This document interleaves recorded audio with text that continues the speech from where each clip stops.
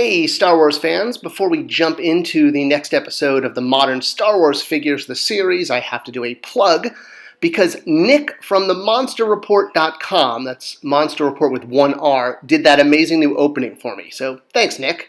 Check out his site for awesome Godzilla monster stuff. Speaking of monster stuff, dinosaurs.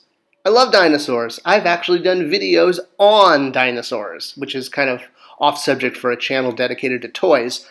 And the reason I bring that up is because we're now entering the world of Star Wars beasts, and a lot of Star Wars beasts are kind of based on dinosaurs. I mean, the biggest one of all is probably the Dewback. I was once asked why I liked a Dewback is based on.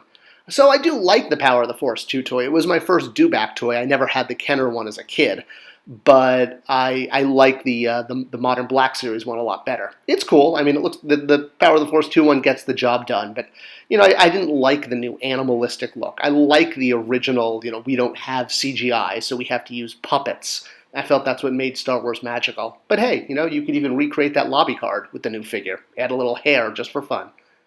All right, our next dinosaur/Star Wars toy is the Ronto with Jabba. And this was a toy, a character in the movie that kind of faded a little bit because it basically appeared in the special edition and that was it. It was one of those things added to the Mos Eisley sequences by George Lucas to make the city a little bit more city-like and less like one single alley. And unlike the Dewback, which had actually been in the 77 film, the Ronto was brought to Mos Eisley and it was an entirely new creation altogether. It's an entirely different kind of flying. And the reason it was called a Ronto was it was actually just the Brontosaurus or Apatosaurus or Brachiosaurus. I'm not going to get into a dinosaur fight. I get into those on my own. From Jurassic Park, from the first Jurassic Park. The technicians at ILM took the CGI model and modified it. So it went from Bronto to Ronto, which, yeah, there you go. They just sort of basically made it smaller, gave it a slightly different head, and put a saddle on it, and suddenly you had a reusable CGI model that could be dropped into the special edition.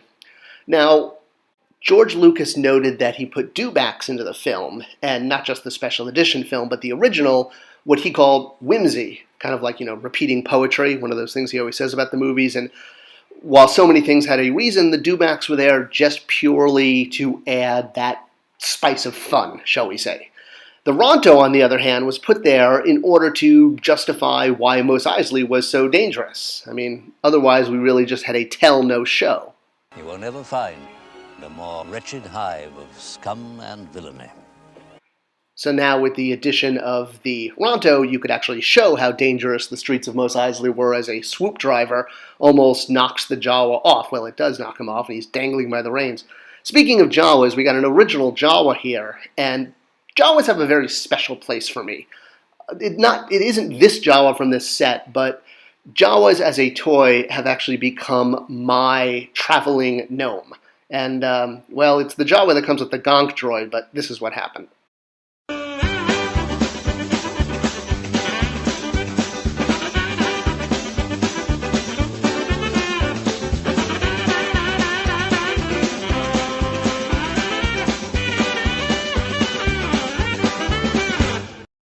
So yeah, getting into their Jawa is cool. Alright, so as we continue our look at the very first beasts, the next one isn't as much a beast as a character shipped in a beast assortment, and that is none other than Jabba the Hutt. So our first modern Jabba that came with Han Solo was not a beast for Han to ride around, although he kind of could do that if he wanted to, but it was more the Jabba that Han smacks into and walks on his tail in the special edition.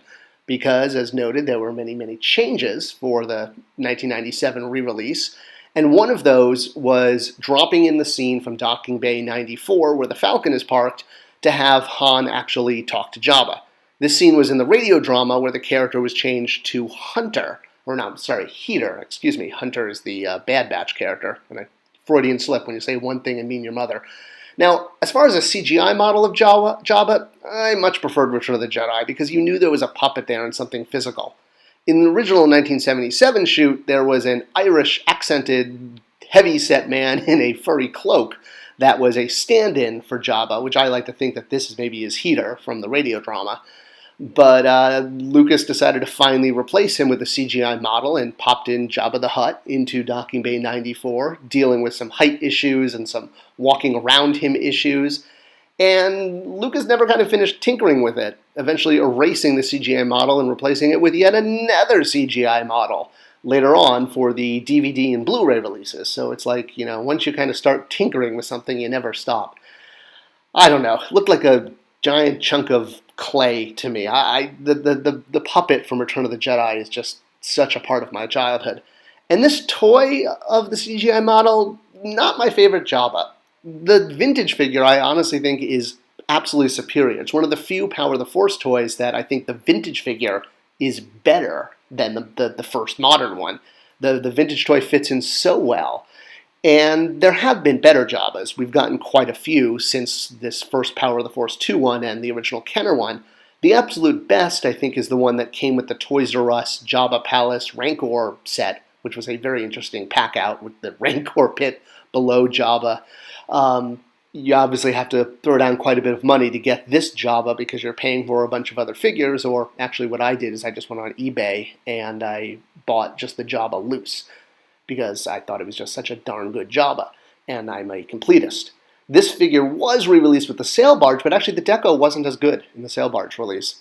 Alright, let's also talk about the Han. I kind of skipped over the Jabba, or the Jawa, and the Sand Trooper, because there weren't too many differences with them.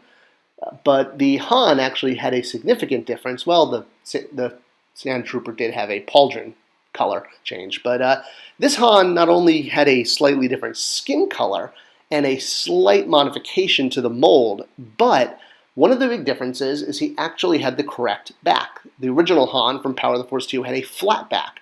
Well, the version that came with Jabba, not Jawa, had the little details, the 3D details on his jacket on the back. And his gun was changed from black to blue. So there you go, there's the major differences. The Jawa was a new sculpt, the Sand Trooper got a new pauldron color, and less dirt.